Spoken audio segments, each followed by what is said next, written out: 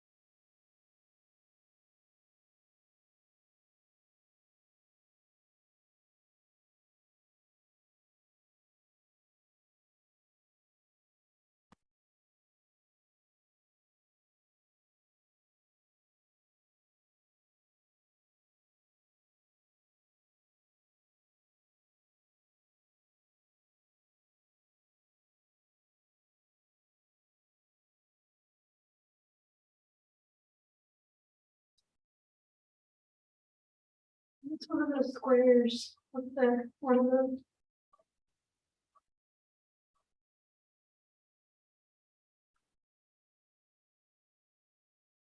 And just click and drag and make it big.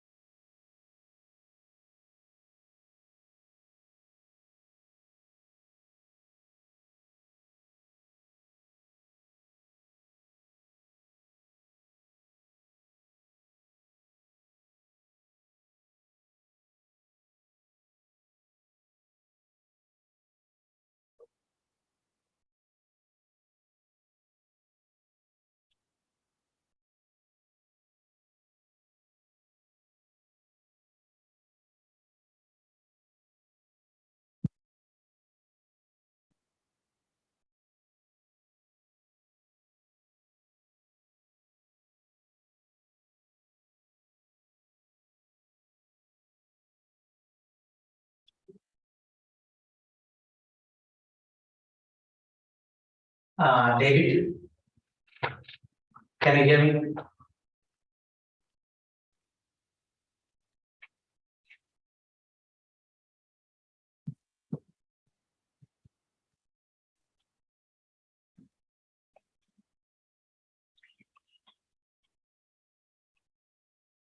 No, not me. David is muted.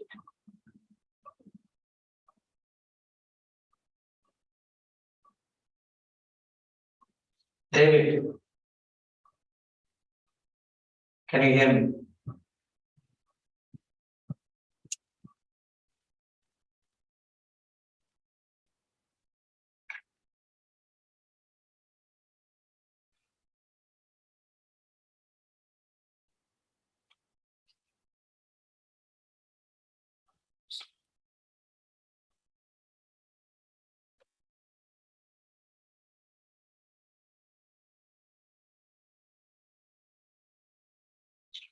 Can anybody hear us?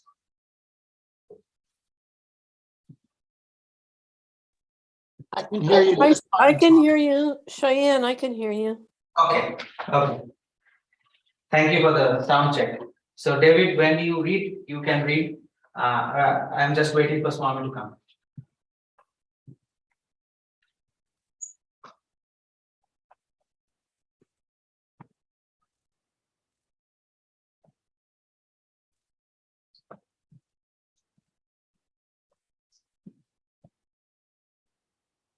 Bharat? Bharat?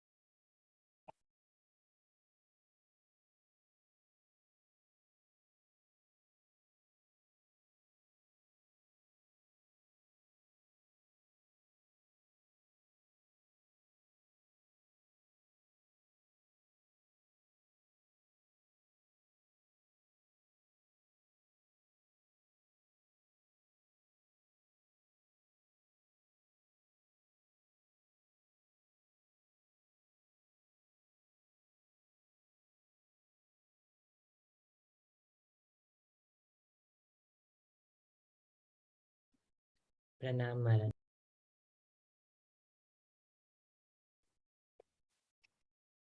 That David reads. David, Read now, Swami? just a minute. Okay. प्रणाम महाराज। Yeah, namaskar. Bhai.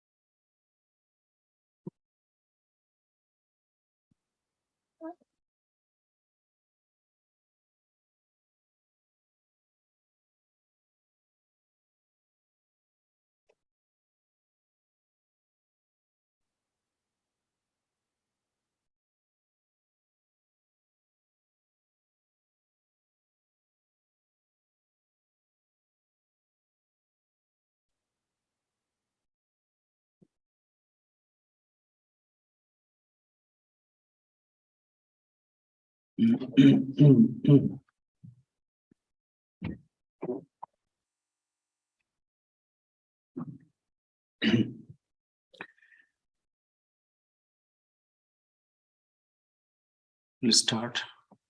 Shri Gurubhyo Namaha Harihi Om. Sahana Bhavatu Sahanu Bhunaktu Sahaviryam Karvavahai Tejasvinavadhitamastu ma vidvishavahai. Om Shanti Shanti Shanti Harihi Om. Asato ma sadgamaya tamaso ma jyotirgamaya mrityurma amritam gamaya aviravirmayedhi. Om Shanti Shanti Shanti Harihi Om. Sarva Vedanta Siddhanta Gocharam Tam Agocharam Govindam Paramanandam Sadgurum Pranatosmyaham. Let we be protected, let we be nourished. Let we study with energy and vigor. Let our study be enlightening and not give rise to hostility. Om, peace, peace, peace. Lead us to truth and not to untruth. Lead us to enlightenment and not ignorance. Lead us to immortality and not death. Let the self-manifest Atman grow in me. Om, peace, peace, peace. I bow to Govinda, whose nature is bliss supreme, who is the Sadguru, who can be known only from the import of all Vedanta, and who is beyond the reach of speech and mind. So as we do, before we start, we will read from the complete works of Swami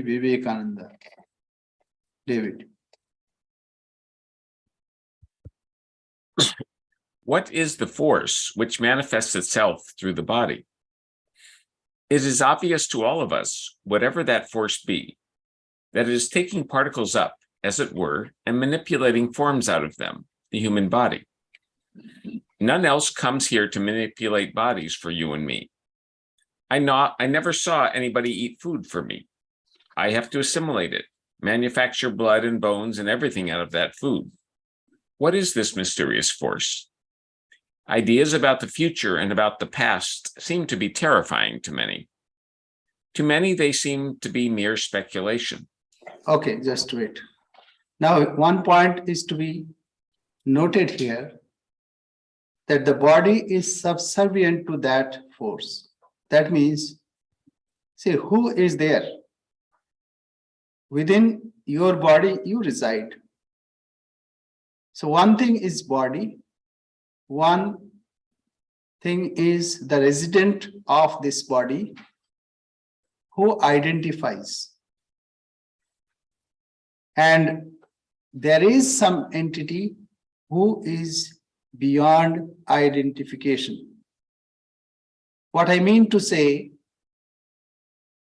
that gross body and the subtle entity that we call Linga Sharira, by which we identify this is me and not you. But this is subtle, it is not gross. So behind this body, subtle body, or that who identifies this body is there. And behind that is something which is not identified with anything. It's like consciousness, pure consciousness, which is not identified with anything else. But here, Linga Sharira means it is subtle, but it identifies this is me and not that. This is me and not you, or not anybody else. So this identification is because of our Linga Sharira. Linga Sharira. So this will be helpful to understand our text today. Yes. Continue reading, Swami. Yes. We will take the present theme. What is this force which is now working through us? We know how in old times, in all the ancient scriptures, this power, this manifestation of power, was thought to be a bright substance having the form of this body, and which remained even after this body fell. Later on, however, we find a higher idea coming, that this bright body did not represent the force. Whatsoever has form must be the result of combinations of particles, and requires something else behind it to move it. If this body requires something which is not the body to manipulate it, the bright body, by the same necessity, will also require something other than itself to manipulate it. So here we can see what is body and what Swamiji gave a name, that white body, that means Linga Sharira, who identifies himself that this is me, separate than anything else. So one thing is body, the gross body, and behind that gross body is subtle body, it is called Linga Sharira, and behind that is that pure Atman self.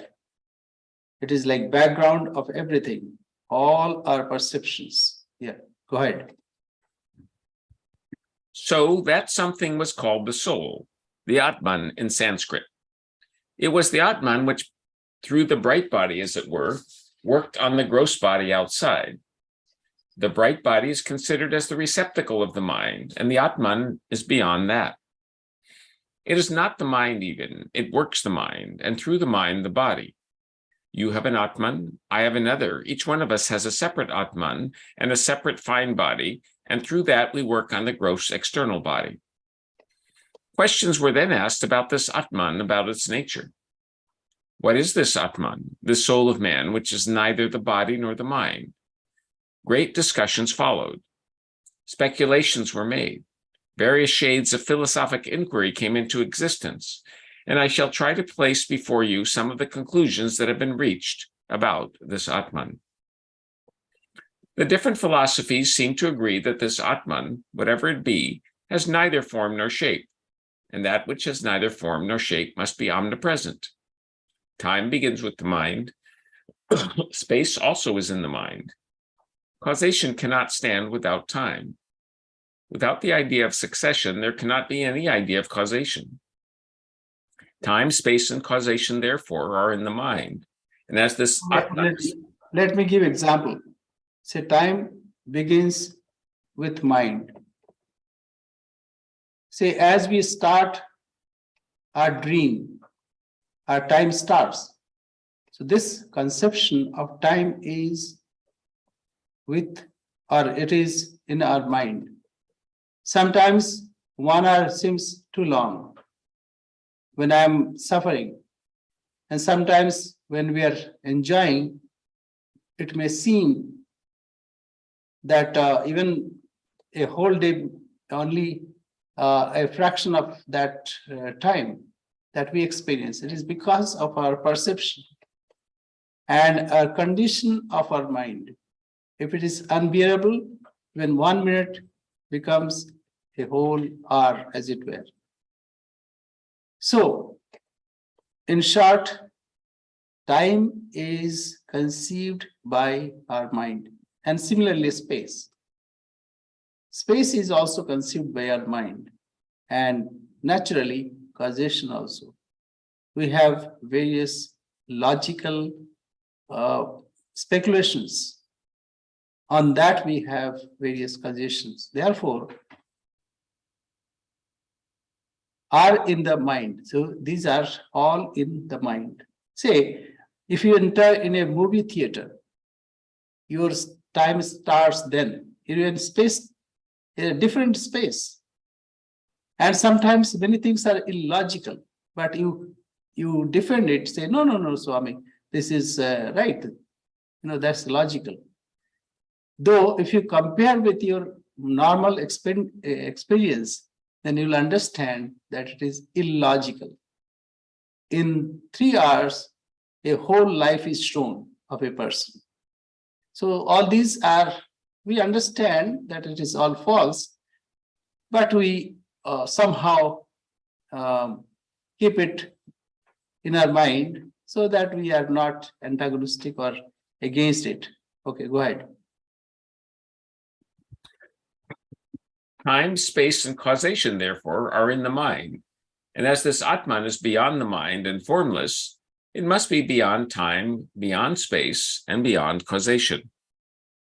Now, if it is beyond time, space, and causation, it must be infinite. Then comes the highest speculation in our philosophy. The infinite cannot be two.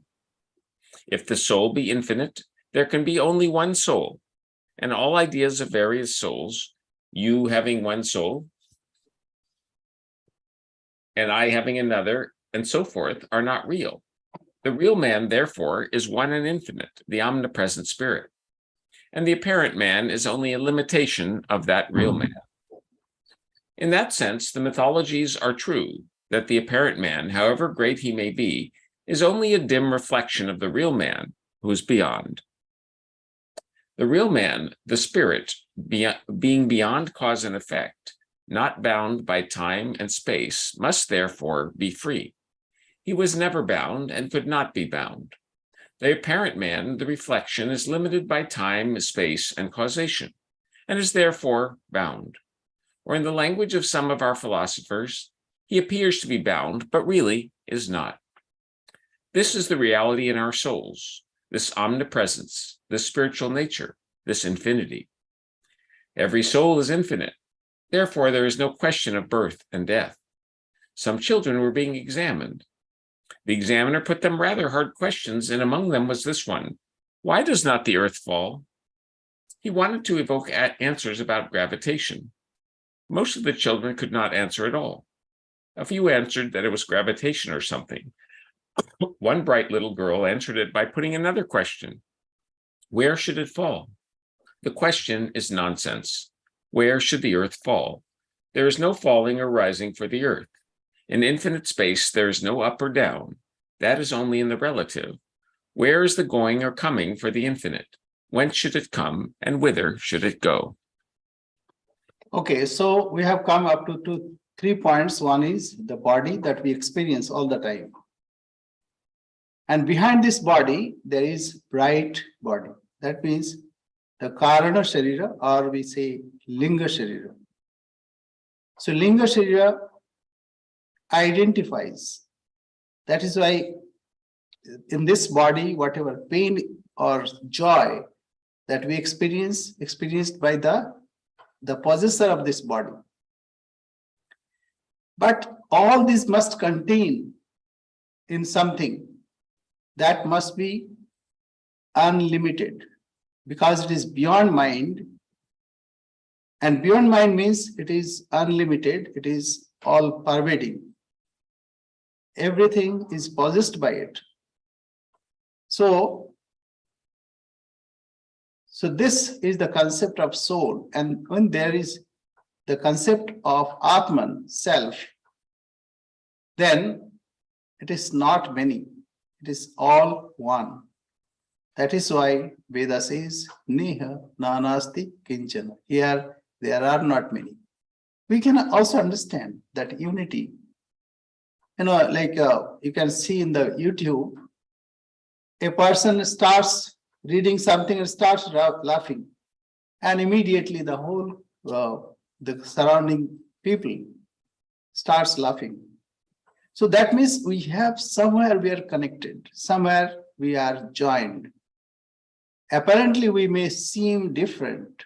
That is why we can feel for others. So it is because we are connected somewhere, and that somewhere is in ourself. In ourself, the whole world is identified. I give the example of, I can give 2 examples, and I have repeatedly given. Like we dream, the whole dream and all the creation that we have in the dream, it is in our mind. It is one and not many. All the objects may vary, but it is conceived by one person. Similarly, an author writes a novel. There, all the characters, all the situations are conceived by one person. Similarly, this whole universe, whatever we see in different ways or different forms with various names, is being witnessed by the person. We can say me, or you can also say me. It is conceived by the person. The problem happens when identify with our body or with our linga sharira, that means bright body here, Swamiji has indicated. Therefore, the solution lies there, that we have to somehow separate our body and also linga sharira from ourself, who is all pervading. And linga sharira is limited, body is limited.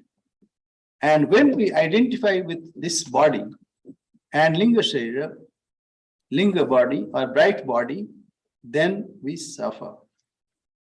All our suffering starts from there. Therefore, we'll go to the text 389. So it is the self everywhere. It is unlimited. So in front of me means this body, in front of this body and linga sharira. Or we can say in linga sharira everything is possessed, everything is contained as it were. Therefore, this self is in front of me, it is in back of this person, sides or upper and down. The same thing is being said. Antah swayam chapi bahi swayam cha. Swayam purastad swayameva paschat. Ayam hyavachyam swayam api udichyam tatho parishtam swayam api adhasthat. That means in all direction, it is this self and self alone. And because the space concept is also, because of our ignorance, we think that body is there and it is outside of body. Actually, it is not that. Everything is conceived in the self. We are selves, or we can say, I am self, you are self. And therefore, in that self, these are conceived. And this is supported by whatever our Acharya, Bhagavan Shankaracharya has written. He has not written from his own imagination. He has taken it from Upanishads. Ishavasya Upanishad says, Tadejati Tannejati. It vibrates, it also not vibrates. Because all the vibration is perceived by him. So as if it vibrates. And because it is the container on which everything is existing, therefore it is not vibrating. Tad dure tad dvantike. It is far away and again it is within. And tadantarasya sarvasya tadu sarvasyasya vayata. And it is inside of everything and outside of everything. Why? Because it is the all pervading. One has to contemplate to conceive this or to understand this. So it is the self that exists, and on that self, linga sharira, bright body, and also gross body, this outer body that we see, that is existing. And similarly, in Chandogya Upanishad also it is said that Atman is below and higher and behind, in front, everywhere. And an example is given in the next shloka. Next, 391. Oh, 390. Just you should start with 391. so Taranga, Fen, Brahm, Budbudadi, Sarvam, Sarupena Jalam, Yatha, Tatha Chideva, Dehadyam, Anta Etat Sarvam, Chidei Vaikarasam, Vishuddham. So all these various perceptions, various thinking is in the self. Therefore, that alone exists, which is the self, Atman. Because all these are seeming, it as if existing, but ultimately it does not exist. Like a dream, it vanishes in course of time. So we go to 391.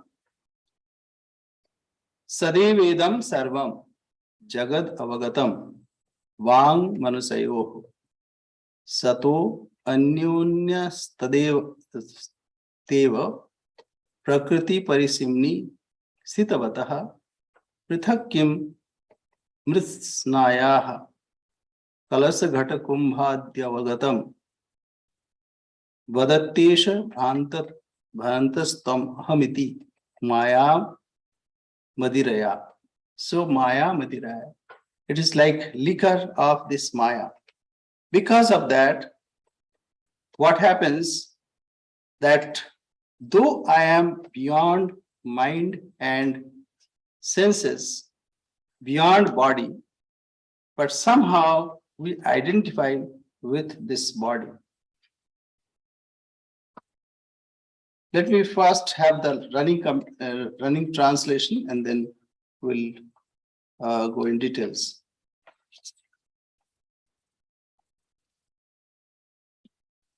All the universe known through speech and mind is nothing but Brahman. There is nothing besides Brahman, which exists beyond the utmost range of the Prakriti, or the, no, this is, yeah, or the pitcher, jug, jar, etc., known to be distinct from the clay of which they are composed. It is the deluded man who talks of thou and I. aham and aham and tvam as an effect of the wine of Maya. So it is because of that, as we say, ignorance. Because of ignorance, we conceive this world as many. Let me have that same book.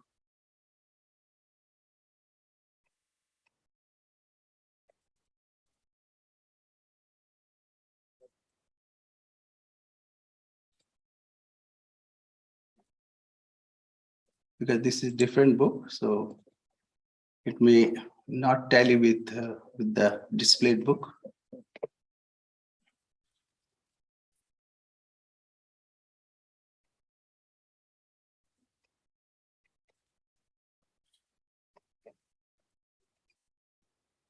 Okay.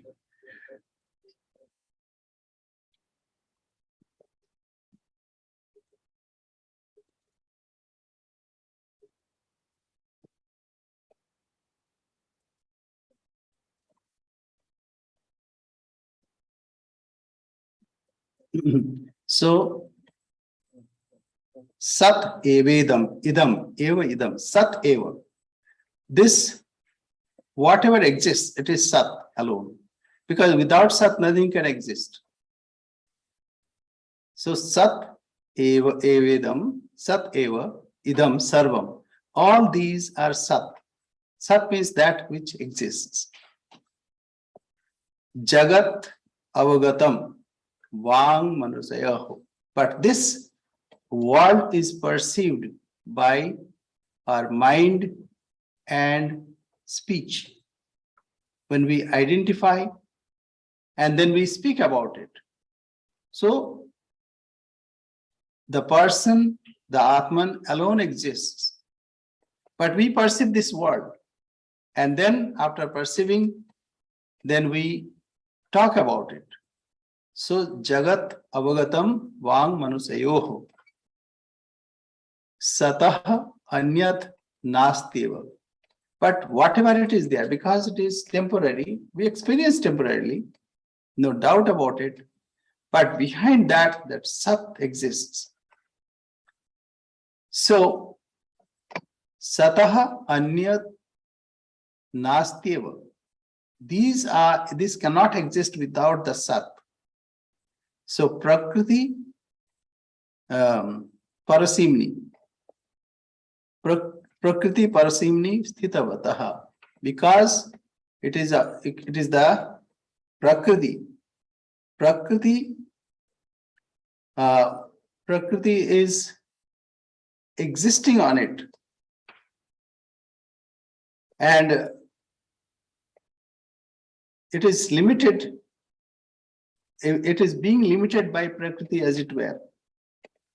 So Prakriti Parisimni Sthitavatah Sataha. Actually, Sat exists and nothing else. Anyat nasti eva. There is nothing else. Mritaprayaha Kalarsa Ghatakumbhadikim Prithak Avagatam. Say, like there may be pitcher and various articles of mud, but mud alone is real. Like we say, the gold alone is real. Various shapes of the ornament, though we may see, but actually that is only a notion. Those are our notion. In fact, gold alone exists. So badatyesha bhrantyas tvam aham iti maya madiraya. What else?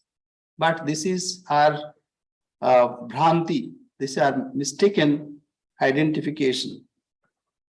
So this difference is because of our misidentification. So what is the evidence? Even Chandogya Upanishad says, Sat eva somya idam agra asit ekam advitiyam. Sat only exists. Of course, that Sat also sometimes denotes as Asat, Sat, Asat. But actually, Sat alone exists. It cannot be spoken that it is Sat. Sada sad akhila bhedati tameka swarupa. Because whenever we conceive something sat, there must be something asat. So this is beyond any concept, beyond any language. But since we cannot understand without language, that is why Veda says, Sat eva Somya idam agrasit. Before, O Soumya, in the beginning, there was only one existence, and then it manifests as many. Even it is one, but manifests as many. So we go to the next. Kriya samabhiharena yatra nanyat iti shruti. Braviti dvaita rahityam mithyadhyasa nivrittaye. So Kriya samabhiharena. So I'll go to the running translation first. The Shruti means Veda.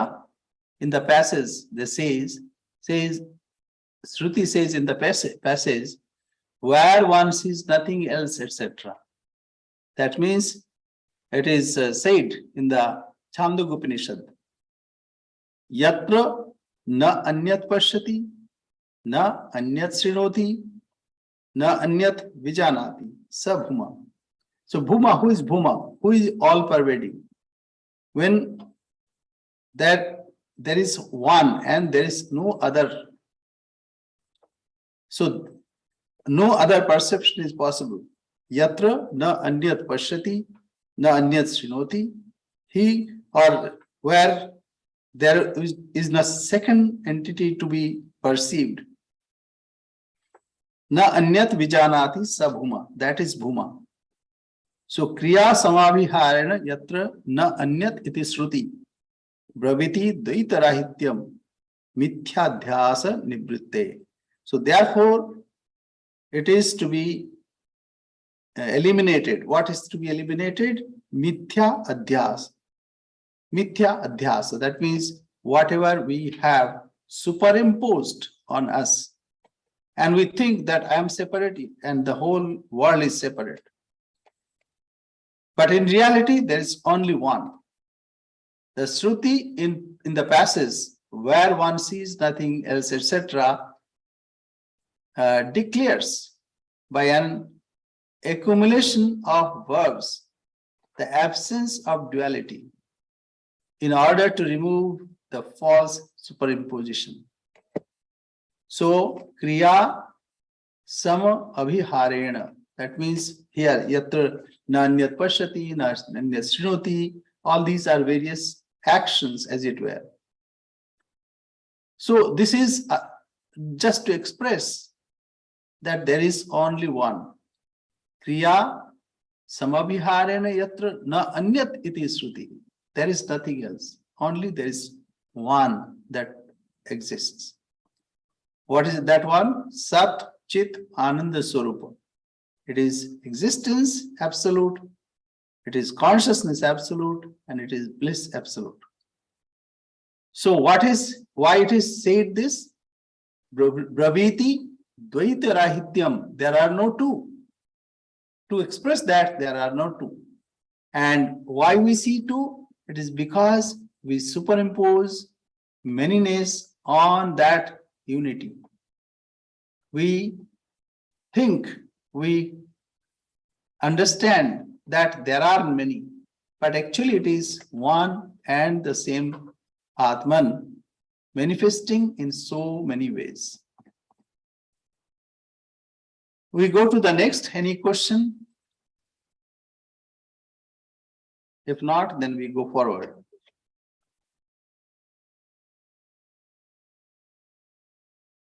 Okay, we go forward. No, there is a question.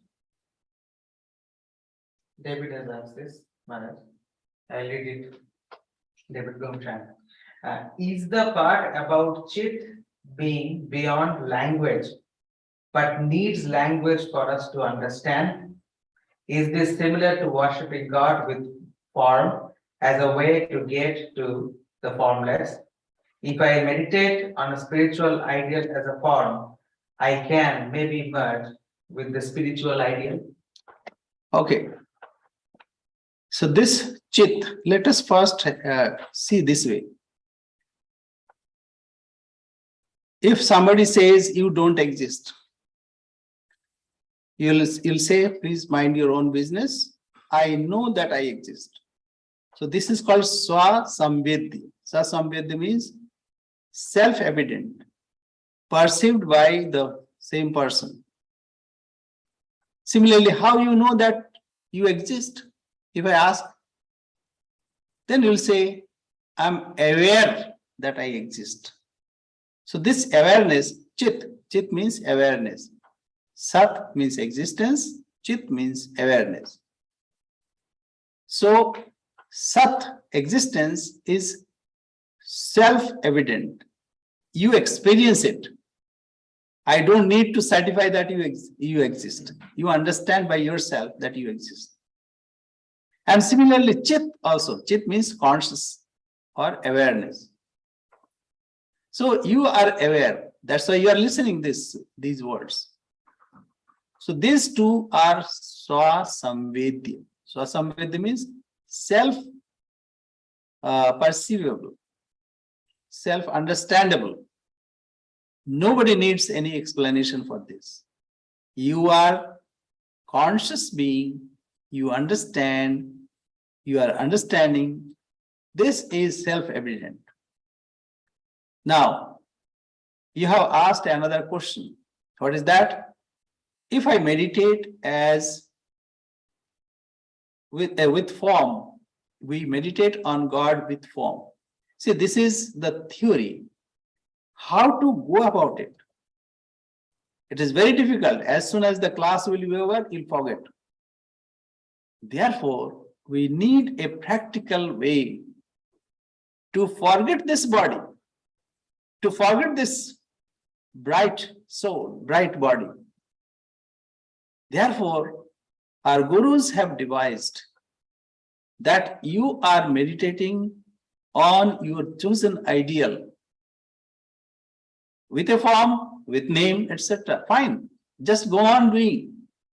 In course of time, you'll see gradually the form and name will melt away. You exist. The Sat Chit Ananda Swarupata alone will exist. So this is the way, practical way to meditate and go on meditating. Don't forget that one. And in course of time, the experience will come. Then what happens? Happens. No need of talking of that. So even if does not happen, at least you will understand that you are one with the divine. You are merged in the divine. That is why we need to forget this small self. But if I say like this, please don't meditate on red-faced monkey. So what I say, you'll do the same thing. As soon as you'll sit for meditation, red-faced monkey will come. Therefore, we must have something to hold, something there which can, on which we can concentrate. Our mind can hold something. That is why a name is given. That is why a form is given. As you go on meditating, what will happen to you? Your small self will drop away. Your small identities will drop away, and you will feel unified with the chosen ideal. Whether it is with form, without form, don't bother about it. Go on doing, and by the blessing of God, things will come to pass. Very good question. I had a question. Yes, go ahead. If one sees the Atman everywhere, then will he be able to do any action like Swami Vivekananda was not able to do? Like, Okay. No. It's you have not. You are thinking your body and mind is your Atman. but your consciousness. And that's why I said it needs contemplation, long contemplation, and to understand what is this Atman. See, as you have asked this question, who has asked this question? Your bright body, your Linga Sharira. And you uttered this question with the help of your gross body. But we are not talking about that. Behind that, which existence itself, which is awareness itself, which is bliss absolute, that means whatever you are identifying, you have to nullify that, because you are perceiving yourself. Say we perceive our body. Whatever we perceive, we are not that. Say I perceive this book. So I am not the book. Similarly, I perceive this body. So I am not the body. Similarly, I perceive my mind. I'm asking question, I'm answering question. This is my mind is working. So I can perceive my mind. Whatever I can perceive is not me. But behind that, that is me. And when you attain that, then there is no karma left. That's called Nishkarma Siddhi. But as of now, you cannot do away with karma because you have accumulated samskaras that you have to work out. And that is why meditation, that is why prayer, that's why work, duties, all are necessary. But as you grow, all these will drop away. And when that happens, don't worry about it. There is no need of work. See, when you go to sleep, can you sleep if you think, oh, I have to do this, I have to read this, I have to appear in examination? If you think that way, you cannot sleep. So you drop all those, then only you can sleep. So same thing will happen. And when that happens, that means you are fortunate. Don't worry about karma and all other things. You know, in other place, Swamiji said, karma is like scorching sun. It is roasting people. The idea of duties are roasting people.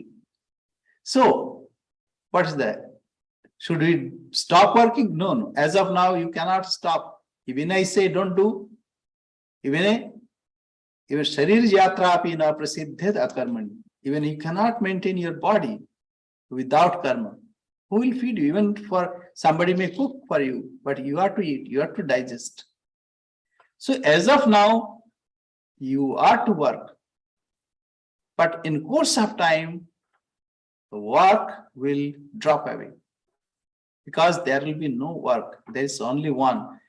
And that is why if you see one, then tatra ko moha kah shoka ekatvam anupashyata.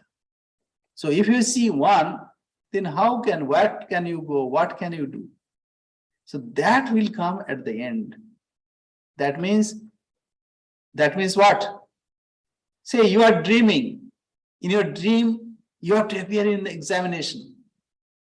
But then mother wakes you up and says, now it is time for your breakfast. So will you worry, oh, what will happen to my, that examination in my dream? You won't worry about it.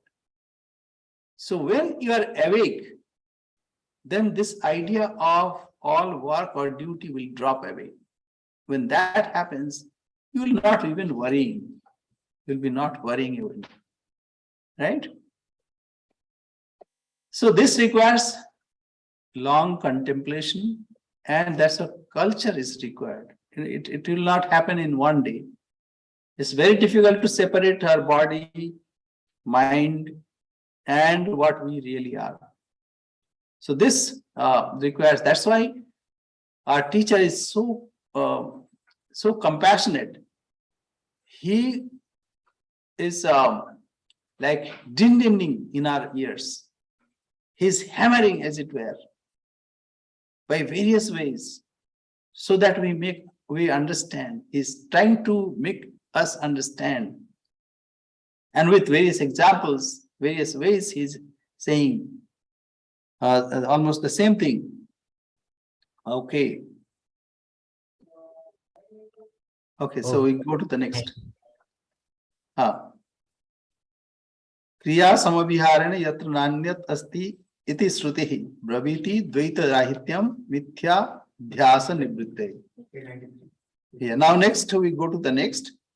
Akashavat nirmala nirvikalpa nissima nispandana nirvikaram antah vahi shunyam advayam swayam padam brahma kim asti bodhyam. Okay, now before we go to the next, let me say something about we are devotees, and this is the challenge of a jnani who is following knowledge. This is the result, no doubt about it. But what about us? We cannot conceive such things. That is why Guru has given you a mantra. Guru has indicated you an ishta. So what you have to do, you have to proceed on that path. Then this is the result. As you go on practicing your spiritual discipline, your japa, meditation, gradually this situation will come. So what is that? Akashavat nirmala nirvikalpa nissima nispandana nirvikaram antabahi shunyam ananyam advayam swayam param brahma kimasti bodhyam. So other than this Brahman, what is there to understand? And what is that?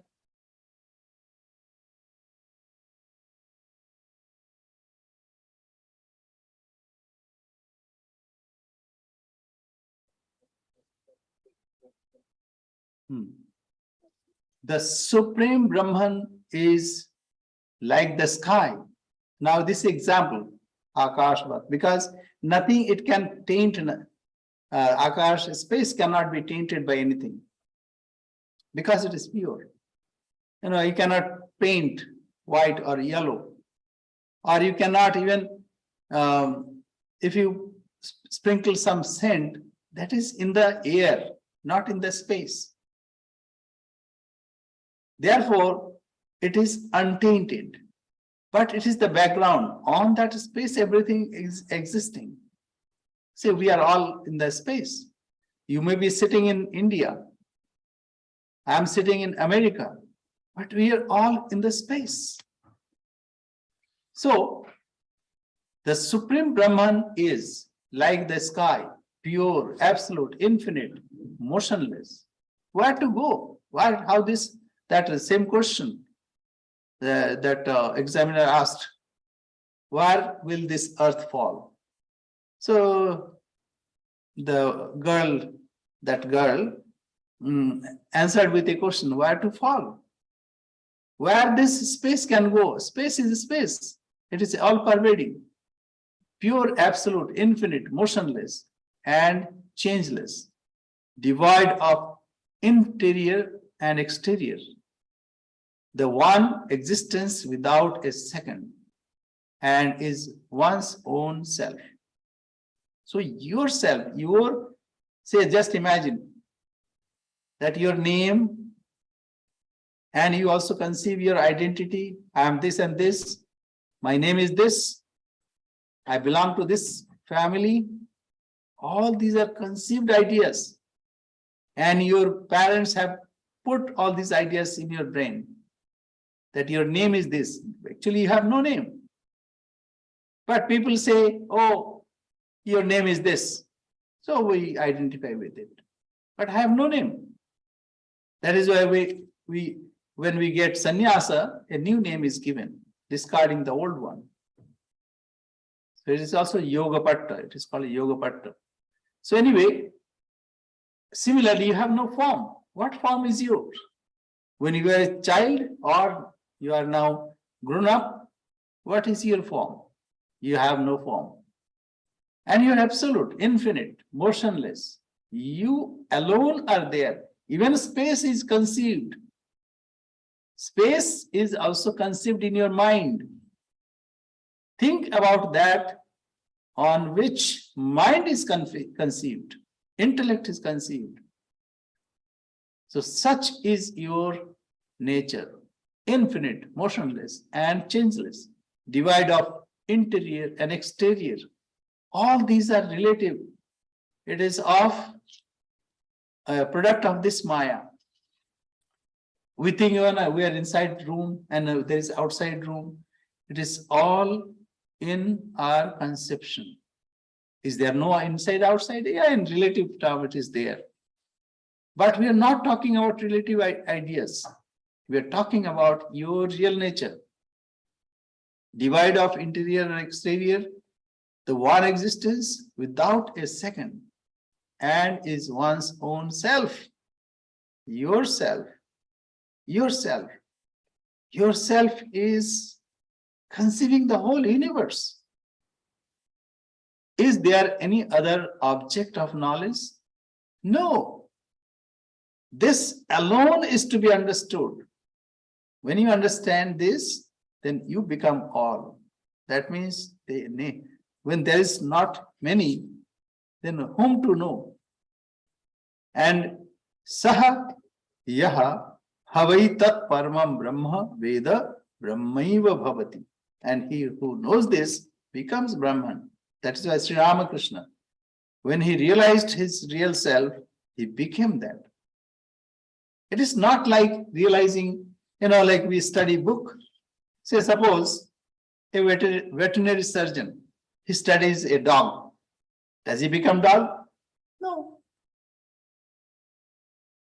He studies cow. Does he become cows? No. But here, this is very special. What if we know what we really are, we become that. How it is possible? It is possible in one case. At least in one case it is possible. And what is that? Say a king forgot that he's king. Because of some accident, he forgot. But he had a mark on his face. And after, say, about 30, 40 years, a minister comes and identifies. Oh, you are our king. No, he says, no, I am not king. Say, no, you are our king. And gradually he identifies and he becomes king. Like that story of the tiger, which pretended that it was a sheep. It was not a sheep, but a guru was required and came. Guru came and identified and said, you are not a sheep, you are not a lamb, you are a tiger. Then he thrust some meat in its mouth, and he tasted it, and then he started his roar, started roaring. So in that case only, he became tiger. So what is that? Brahmaiva bhavati. That means we are already Brahman. We need to know it. And as soon as we know it, we become that. It is not like studying objective knowledge.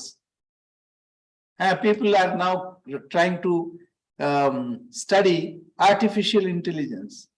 How? It is based on his intelligence. Artificial intelligence, they can also, we can devise like a crane. So by the crane, we can lift a heavy material which we cannot lift. But this is an intellect that works. Similarly, in the artificial intelligence also, it is the intelligence of the programmer that works. And maybe it can do quicker because the mechanical speed is more. But behind that, the consciousness of the programmer works. So there is nothing to be known other than the self. There is nothing. And that is why there are two kinds of vidya, paravidya and aparavidya. Dve vidye veditavye paracha para. What is that? Yaya tat aksharam adhigamyati. That by which one can know the immutable, that is called paravidya. And all other are aparavidya. Apara means not that noble. Not, it's so good because that enhances our living conditions.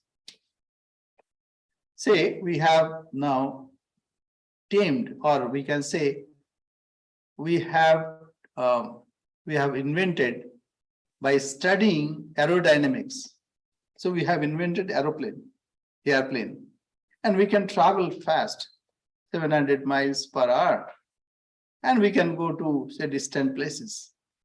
So this helps uplifting our living condition, but it cannot uplift ourselves. That is why, you know, the killing machine, they have also invented killing machine like an atom bomb. It can kill millions of people in one go. And now the next threat is this artificial intelligence. It will do some good also, but with that, some ills also would come. So we are to be choosy. We are to be Vivekavan. We must have that discriminating power to have what is beneficial to us and what is not beneficial to us. So, very good questions, but any other thing?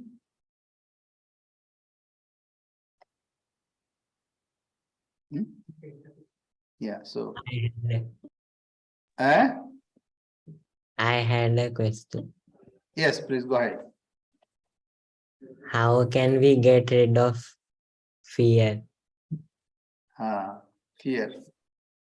So, tatra abhayam bhavati. Abhay. Abhay, when one becomes, when you are afraid, it is said, dvaitat bhayam bhavati. Say in darkness, you are afraid to go. Why? Because you think there is a ghost. So we are always afraid of the second entity. But if you can know this, that there is none other than you, then you become established in fearlessness. And this is the message of Upanishads, as Swamiji said. Very nice question, very nice. Swamiji said, the one thing that Upanishad is trying to teach us is this: be fearless. Why? Because then there is no, there are no two. So from whom to fear? So this will not happen until or unless you meditate, you contemplate, and you separate yourself from your body, from your bright body. If you can do that, then there is no fear. But until that time comes, you may be afraid of second entity. Right? Very good question. But this is the only message, as Swamiji said, that not only, this is the main message Upanishad is trying to convey to us. Abhay. Be fearless. That's why Swamiji was not afraid of anything. See, like one may be afraid, falling. Say like you are traveling by airplane. What will happen if air crashes? Because you are afraid of this body-mind complex. Body-mind complex will go anyway. There is There is no doubt about it. One day it will fall off. And the evidence is so many people died before it. The kings die, the beggars die. As Swamiji, very inimitable style, he said, everybody dies. But everybody, the body will die, but not the person. Person cannot die. The self cannot die. So we are to enrich ourselves. We are to establish ourselves in that self. Then there is no fear.